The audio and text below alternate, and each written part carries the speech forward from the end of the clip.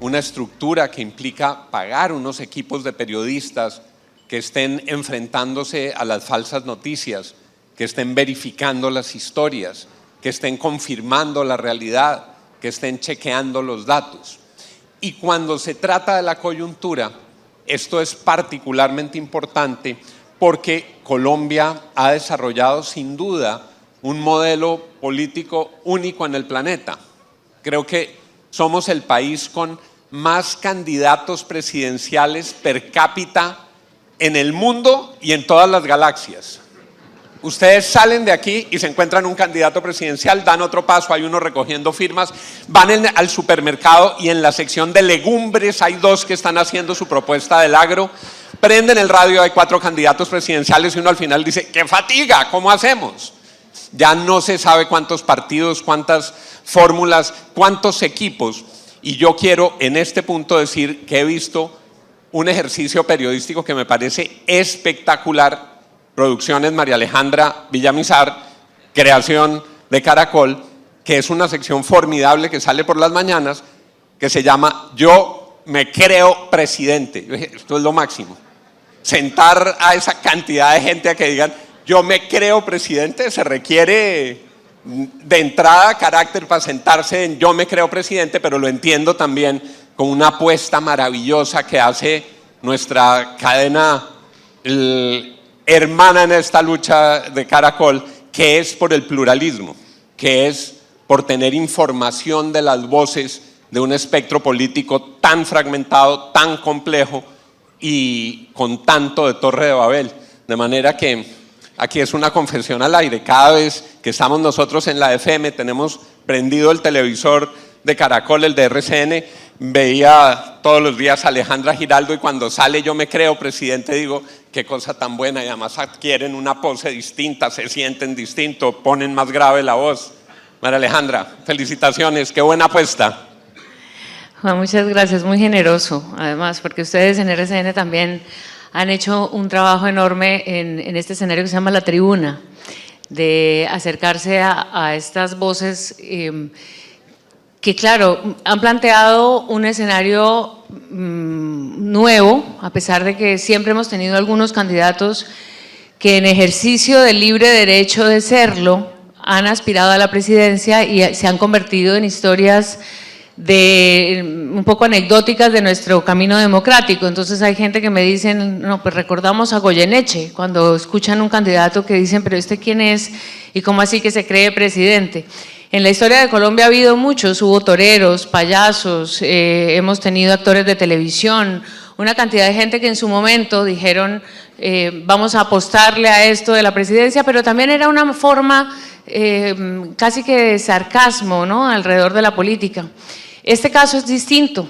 Nosotros llevamos en esta sección de Yo me creo presidente, voy a terminar en 45 entrevistas, y más allá del número y del nombre, que obviamente para muchos resultó ser muy provocador, pero también ofensivo, yo no me voy a sentar en algo que me digan es que yo me creo presidente. Yo les decía, la exploración es seria, porque mis entrevistas, pues digamos que no jugamos un poco han sido amables en el sentido en que yo en esta etapa de la elección lo que me interesaba es como, ¿usted por qué se cree presidente? Es decir, ¿desde dónde nace la convicción? Y usted tiene que hacerse responsable de poner su nombre en consideración y hacer públicas unas aspiraciones y, en fin. Por eso hemos hecho este ejercicio. Obviamente hay quizá unas voces que no se hubiesen merecido estar ahí, es difícil establecerlo, ese fue el plan. Vamos a terminar ya esta parte de la campaña y ya pasaremos a entrevistas mucho más agudas cuando realmente quede un listado de candidatos a los que haya que dedicarse específicamente a preguntarles por su financiación, por sus alianzas, por sus propuestas reales o no, por la viabilidad de sus propuestas, la viabilidad de sus mismas candidaturas. Estamos en una etapa previa y como las elecciones se adelantaron tanto, porque parece que al presidente Petro lo quieren reemplazar desde el segundo mes o tercer mes que estaba gobernando, entonces esta ansiedad electoral ha llevado a que tanto los partidos, que tenemos inscritos más de 35 movimientos políticos en nuestro sistema, digamos, que hoy pueden aspirar y dar avales en todo este sistema electoral colombiano que es bastante complejo, pues no solamente son estos candidatos, sino que además tenemos un grupo que ha pasado más de los 70, casi 100, que aspiraron por firmas, y esto ya es un tema de carácter electoral que es problema del mismo, de la falta de renovar y de hacer una reforma electoral seria, que desde el 2013 hizo una para restringir los partidos y luego eso se volvió flexible y ahora vamos en este número de 35, en un sistema que podría ser bipartidista.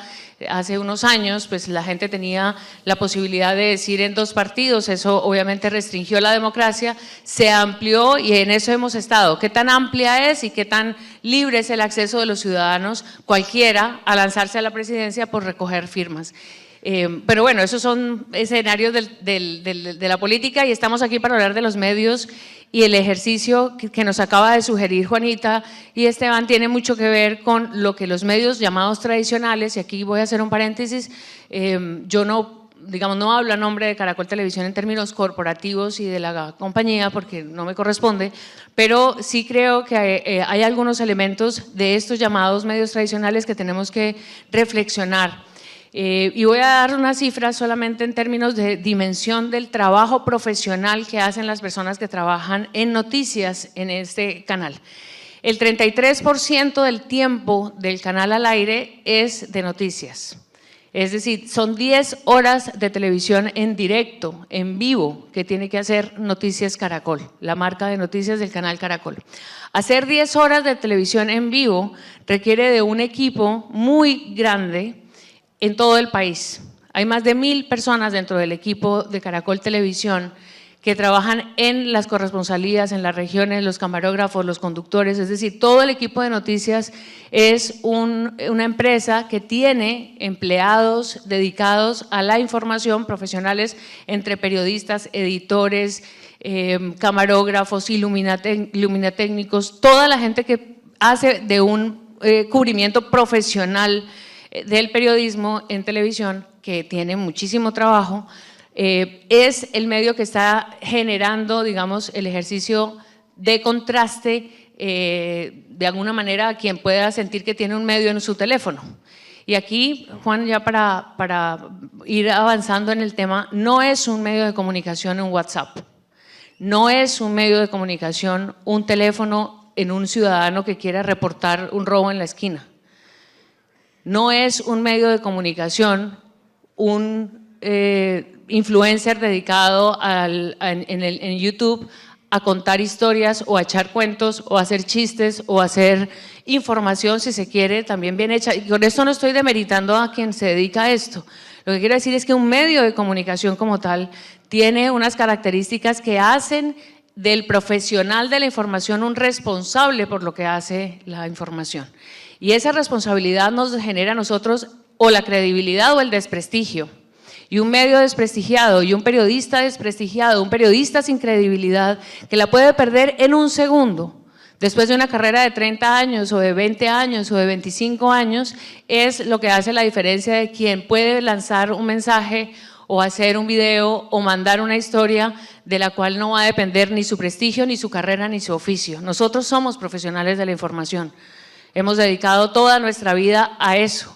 Y creo que la diferencia del periodista, que hoy en un medio de comunicación parece blanco fácil de señalamientos, porque es de izquierda, porque es de derecha, porque no sé qué, creo que obviamente somos personas a las que nos pueden criticar sin duda, pero creo que detrás de ese oficio es la reivindicación, que yo creo que el oficio se hace de una sola manera y de la misma, con rigor, con verificación de los datos, con relevancia, escoger la relevancia de los temas, en fin, todo lo que supone hacer un periodismo riguroso se hace en internet, en prensa, en televisión, en radio, en donde sea. El periodismo es exactamente el mismo.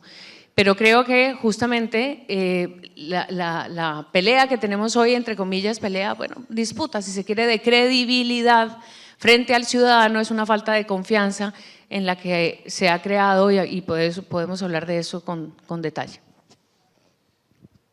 En la presentación interesantísima que hacían Esteban y Juanita, en dos momentos distintos hay dos gráficas que yo creo que vale la pena conectar. Una en la presentación de Esteban hacia el final, donde hace una referencia a la credibilidad de los medios, y otra de Juanita, donde con mucho coraje ponía unos medios que propagan fake news y unas personas que propagan fake news. Nosotros estamos enfrentando una situación particular en la democracia colombiana, y es que, y esto lo digo con todo respeto y no tiene intencionalidad más allá de una observación sobre la comunicación, es que el señor presidente de la República es un generador de fake news. Lo mostró Juanita, y en parte, más allá de la ideología que el presidente de la República pueda tener, en parte esas piezas de comunicación se dirigen a un ataque directo frente a los medios de comunicación. Yo no creo que haya en la esencia un cambio frente a lo que ha ocurrido siempre, y es que los medios de comunicación tienen una visión de la sociedad y la expresan en sus contenidos, que tienen que ser exactos, que tienen que ser reales, que tienen que estar basados en los hechos que verdaderamente ocurren. Pero cuando uno repasa la historia de Colombia, los ataques de la prensa conservadora contra los presidentes liberales eran absolutamente despiadados, y los ataques de la prensa liberal contra los presidentes conservadores eran absolutamente despiadados. Hoy eso se llama fake news. Cuando el candidato liberal hacía una manifestación, el periódico El Tiempo tomaba la foto desde la tribuna y mostraba la plaza llena hasta las banderas, la Plaza de Bolívar en la manifestación de Alfonso López. Y los periódicos conservadores tomaban la foto de atrás hacia adelante. Fracaso total. En la manifestación y en la convocatoria de Alfonso López, la plaza estaba vacía. Digamos que eso ha existido siempre. Lo que no había ocurrido es que desde los instrumentos del poder los medios se confrontaran con juicios de valor, que no con formación de los datos. Entonces, hay una narrativa que se ha ido construyendo según la cual el propósito de interpretar a los sectores populares del país encuentran un enemigo en las élites que se oponen al cambio, que a su turno tienen un instrumento que son los medios de comunicación. Eso, digamos, es lo que con frecuencia escuchamos. ¿Y qué vamos a hacer con eso? ¿Nos vamos a poner a llorar? ¿Nos vamos a poner a pelear con el presidente todas las mañanas? No, tenemos que hacer el oficio. Tenemos que hacer el oficio no para que nos aplaudan, no para que nos digan que lo hacemos muy bien. Tenemos que hacer el oficio para cumplir con la verdadera misión de los medios de comunicación, que es informar a la sociedad.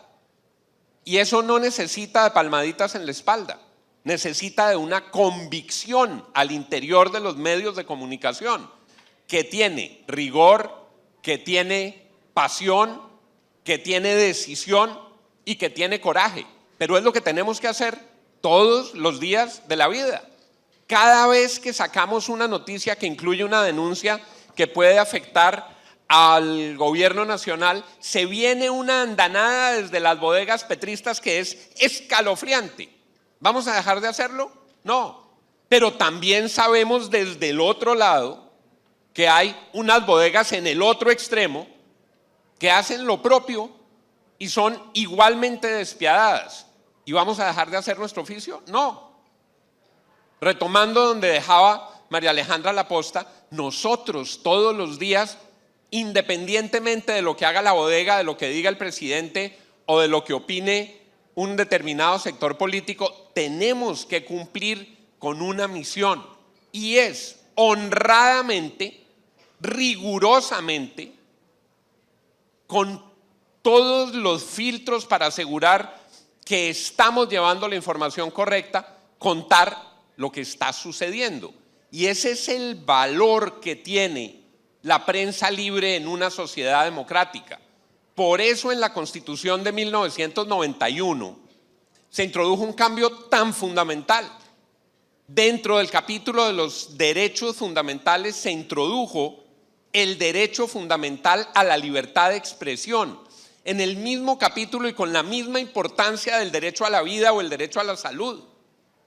Ese derecho que tenemos de informar con libertad y de opinar con libertad, eso hace parte del catálogo fundamental de los derechos humanos y se acompañó en la Constitución del 91 de 3 palabras, 3 palabritas que dicen: no habrá censura. Ni Petro, ni Duque, ni Santos, ni Uribe, ni el que venga, ni un gobernador, ni un alcalde pueden ejercer frente a los medios de comunicación una censura que limite a priori los contenidos que se van a comunicar. Entonces, ¿dónde nos paramos en los medios tradicionales? En la ecuación que se plantea entre libertad y responsabilidad. Nosotros somos absolutamente libres de definir nuestros contenidos. Por eso el intento de la CRC hace 8 días de exigirnos las actas de los consejos de redacción no se le había ocurrido ni a Goebbels ni al nazismo. Pretender que los medios de comunicación entreguen las actas de sus consejos de redacción es un acto totalitario, es un acto dictatorial, es un acto tiránico. ¿Dónde nos paramos? En que la libertad es nuestra, pero entre más grande la libertad, más grande la responsabilidad. Nosotros somos libres, pero como somos libres, nuestro ámbito de responsabilidad se extiende en unos campos complejos. Somos libres y tenemos responsabilidad penal. María Alejandra Villamizar y Juan Lozano, si los medios bajo nuestra responsabilidad generan una injuria, una calumnia, respondemos hasta con nuestra propia libertad. Si hay unos delitos, tenemos una responsabilidad administrativa si se violan las condiciones y las cláusulas de los contratos que le permiten a nuestros medios estar al aire. Tenemos una responsabilidad civil. Si causamos un daño patrimonial con una información, respondemos con nuestro propio patrimonio. Entonces, ¿dónde estamos los medios? En la decisión todos los días de hacer valer el derecho fundamental a la libertad de expresión, a sabiendas de la inmensidad de las responsabilidades que tenemos, pero con la convicción de que para que haya democracia y para que haya país se requiere prensa libre. Ahí es donde estamos nosotros, María Alejandra. Juan, sin duda, digamos, todo ese marco nos lleva a decir si hemos sido capaces de acomodarnos al nuevo país y a las nuevas agendas. Y ahí creo que es un punto fundamental. Los medios tradicionales y el periodismo tradicional en Colombia estuvo ligado a medios de poder. Y es claro que muchas de las narrativas con las que los medios oficiales del poder, que así los califican hoy, y así también ha sido, hay que reconocer que eso ha sido así. La narrativa de este país se ha contado y se contaba desde 3 o 4 medios que hacían y respondían justamente a un ejercicio del poder que tenía unos vínculos clarísimos o con los partidos o con las familias de los poderes económicos, etcétera. Hasta hoy lo sigue teniendo. Y eso, digamos, esa realidad que es además en América Latina, todos los periódicos importantes de América Latina también pertenecían o a grupos económicos o a familias, pero eso no necesariamente ha llevado a la descalificación per se que muchas veces hoy desde el punto ideológico se hace. Pero yo sí creo que vale la pena hacerse la pregunta de si estos medios tradicionales, yo tengo 30 años en el oficio, y hemos pasado por radio, por televisión, por internet, por muchos medios, más de 10 medios, más de 10 redacciones, en donde la agenda de país, digamos, la definición de los temas y de la relevancia del país, sí tenía unas agendas muy marcadas, no desde el punto de vista intencional, no desde el punto de vista de los intereses, sino de la narrativa de lo que importaba. Les voy a poner este ejemplo para hacer más claro lo que estoy diciendo. El famoso orden público, por ejemplo. Los periodistas que cubrían política o cubrían orden público eran periodistas que tenían prioridades siempre, en el tiempo que va al aire, en las noticias que iban, pero los que cubrían agricultura y justicia eran las cenicientas de todo medio. Esos periodistas eran como los periodistas menores. Pero si alguien cubría, obviamente, el poder, la Casa de Nariño, el Congreso, el Ministerio de Defensa, teníamos unos accesos mucho más grandes a las agendas. ¿Por qué? Porque eso era lo que primaba en nuestro relato. ¿Qué no se contaba en detalle? No se contaba la vida de los trabajadores, no se contaban muchas veces las historias de la justicia, no se contaban las historias de educación. Cubrir el Ministerio de Educación era aburridísimo porque a uno nunca le publicaban lo que hacía, ni le publicaban la entrevista del ministro, no se publicaban tampoco con cierta frecuencia, ni con énfasis, ni con grandes titulares, ni con grandes despliegues, asuntos que tuvieran que ver de verdad con el agro, con la agricultura. Era un periodista que siempre levantaba la mano en los consejos de redacción. Aquí yo tengo una historia de un gremio de la papa que está haciendo una protesta. No, hoy hubo un combate entre estos y otros y esa es la información que va con gran despliegue. Esas agendas, y estoy poniendo ejemplos casi que, o sea, son reales, pero llevándolos al extremo para darnos cuenta de que el relato nacional ha cambiado. Y la relevancia de unas nuevas generaciones que le piden a los medios y los demandan a los medios, métanse en nuestras agendas, entiendan que nosotros hoy con este teléfono vemos, criticamos, juzgamos, tenemos voz. Antes todas esas agendas eran de un solo lado, como lo decía Esteban, o sea, la comunicación se hacía hasta el emisor y ya. Ahora cuando tenemos esta retroalimentación, son los ciudadanos informados, son los ciudadanos inquietos, son los jóvenes con inquietudes, con preguntas que empiezan a decirle a los periodistas, pero usted ¿por qué no habla de esto? ¿Pero por qué siempre nos toca de últimos? ¿Pero usted por qué siempre repite la misma historia? Entonces se nos ha vuelto por supuesto un ejercicio muchísimo más exigente desde lo profesional para entender esas nuevas agendas. Y ahora también hay un mea culpa que yo creo que los periodistas y los medios grandes tienen que hacer. Es verdad que en este periodo de gobierno de Petro, y quizá desde la polarización del sí y el no en la paz, es verdad que hemos dejado nuestra función exclusivamente de informar y nos volvimos opinadores. El exceso de opiniones personales de jefes de medios de comunicación que tienen voz en cabina, que tienen voz en la radio, en la televisión, en las redes sociales, ahora resulta que por pertenecer, digamos, al entorno del peso de esas conversaciones, dicen lo que sea, tienen que escribir un trino. No solamente les basta con la entrevista que acaban de hacer con el personaje que sea, sino que encima hay que editorializar y dar la opinión y crearse, digamos, una especie como de comunidad personal para existir. Y creo que esa tentación le ha ganado al periodismo la credibilidad que hoy nos están cuestionando. Esto de estar opinando sobre lo que dice el funcionario, sobre lo que dice el presidente, sobre lo que dice no sé qué, opiniones personales que como todo ser humano vienen desde las emociones, confundimos las emociones con la información. Nosotros los profesionales no nos podemos dar ese lujo, no en público, sí en la casa.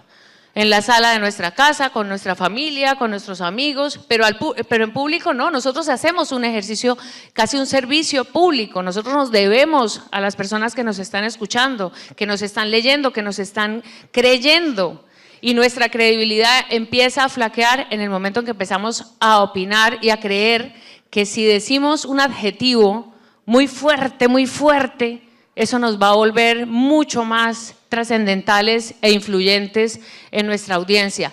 Y en eso hay que reconocerlo, hemos caído, y voy a hablar en general, yo digamos, no quiero generalizar en números ni personalizar, pero creo que como gremio tendríamos que hacer esa reflexión. Y yo creo que una de